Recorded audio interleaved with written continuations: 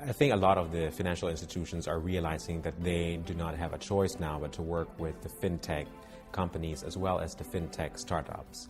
There is a lot of momentum for this collaboration to continue because the ideas, especially of how to change financial services as we know it, actually sit in a lot of these fintech startup companies as well as the traditional financial technology companies.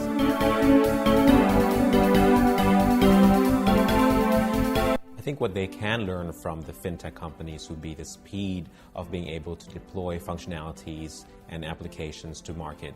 It is the ability to make changes to functionalities and to make changes to offers as quickly as possible, depending on the flows of the market as well. Being able to understand what the new dynamics of the market are and being able to change to the times.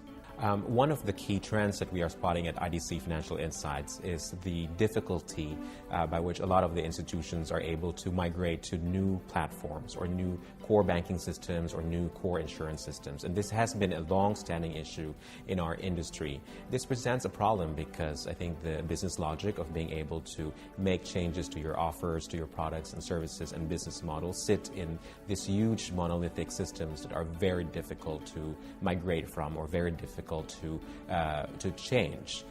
What I think we have come up with as a solution to this, according to IDC Financial Insights, is the ability for us to do core abstraction. It means essentially being able to change one business line item at a time and not necessarily make a huge change to your core infrastructure or your core banking system.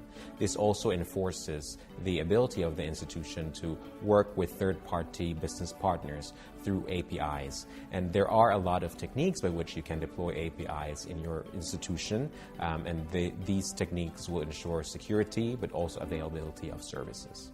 The main challenge really is to how exactly to govern this set of APIs that they will maintain internally, but also maintain with third-party providers of information or third-party providers of services. It is being able to ensure that whoever they work with, whether it's internally or externally, fit the governance standards, but also the security standards that is very incumbent upon the traditional banks to be able to provide to the customers.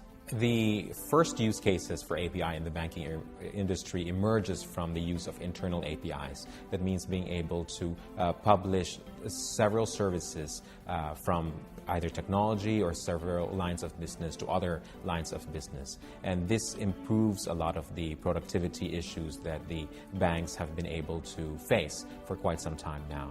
APIs also will be useful in building relationships with third-party business partners. That means that being able to access data and provide data to these third-party business partners and be able to relate to the customer when exactly the customer is relating to the institution and not wait for a service to be developed internally.